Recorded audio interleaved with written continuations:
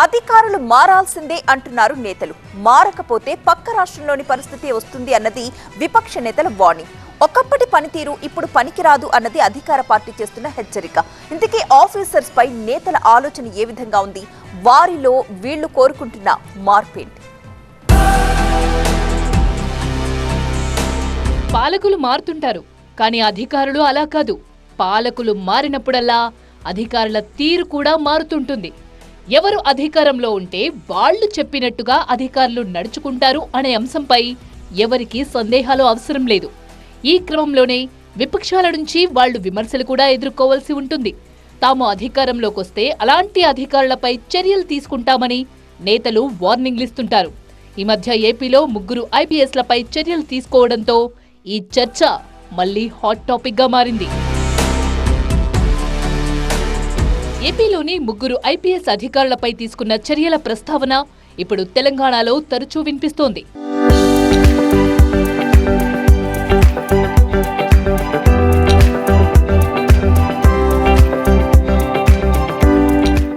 రాష్ట్రంలోని కాంగ్రెస్ ప్రభుత్వానికి కొందరు అధికారులు అనుకూలంగా పనిచేస్తున్నారని విపక్ష నేతలు ఆరోపిస్తున్నారు.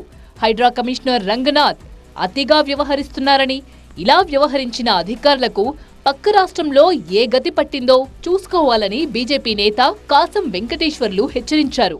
నువ్వు రాబోయే కాలంలో నువ్వు ఇట్లనే చేస్తే నువ్వు విలన్ కాదు, హీరో కాదు కదా, విలన్గా మారుస్తారు ప్రజలు. ఇది గుర్తుపెట్టుకో. నువ్వు ఒక ఆఫీసరు. పక్క రాష్ట్రంలో ఆఫీసర్ల సంగతి ఏమైందో ఇప్పుడు మనకు కనపడతా ఉంది. రాబోయే కాలంలో గవర్నమెంట్లు ఎప్పుడు కూడా శాశ్వతంగా ఈ ప్రభుత్వాలు, కాంగ్రెస్ ప్రభుత్వం ఒకసారి వస్తుంది, టీఆర్ఎస్ ప్రభుత్వం ఒకసారి వస్తుంది, బీజేపీ ప్రభుత్వం ఒకసారి వస్తుంది. ఇదే అంశంపై బీఆర్ఎస్ వర్కింగ్ ప్రెసిడెంట్ మాజీ మంత్రి కేటీఆర్ నేరుగా అధికారులకు వార్నింగ్ ఇచ్చారు. చట్ట ప్రకారం కాకుండా ఇష్టం వచ్చినట్టు చేస్తామంటే తప్పకుండా ఫలితం అనుభవిస్తారని అధికారులను హెచ్చరించారు కేటీఆర్. ఆల్ ఇండియా సర్వీస్ ఆఫీసర్లు, పోలీసులు, ఆర్డీఓలు, కలెక్టర్లు ఎవరూ దీనికి మినహాయింపు కాదన్నారు. అధికారులకు నేను ఒకటే చెప్తా ఉన్నా, మొన్న ఆంధ్రప్రదేశ్లో ఏం జరిగిందో చూడండి.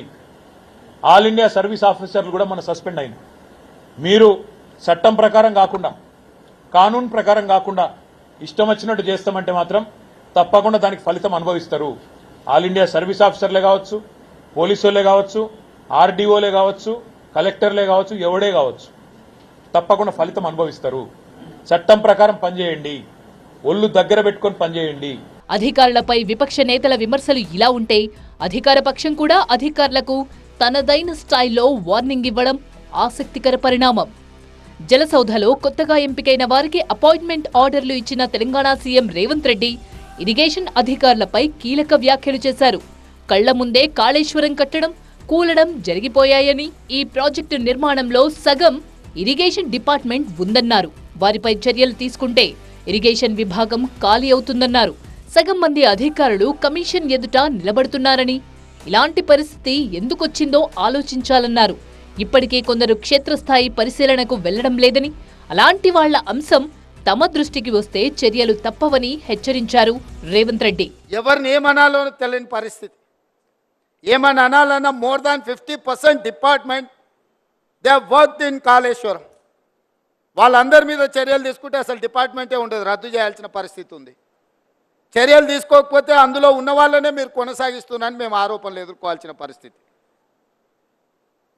దీన్ని ఏ రకంగా విశ్లేషించాలనో ఎవ్రీడే కమిషన్ ముందుకెళ్ళి, సేమ్ గతంలో పనిచేసే ఇంజనీర్లే కమిషన్ చైర్మన్ ముందుకు వెళ్తున్నారు.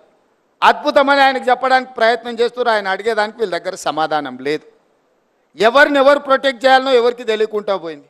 ఇలా అధికార పక్షం, విపక్షాలు అధికారులకు వేర్వేరు కారణాలతో వార్నింగ్లు ఇవ్వడం ఆసక్తికరంగా మారింది.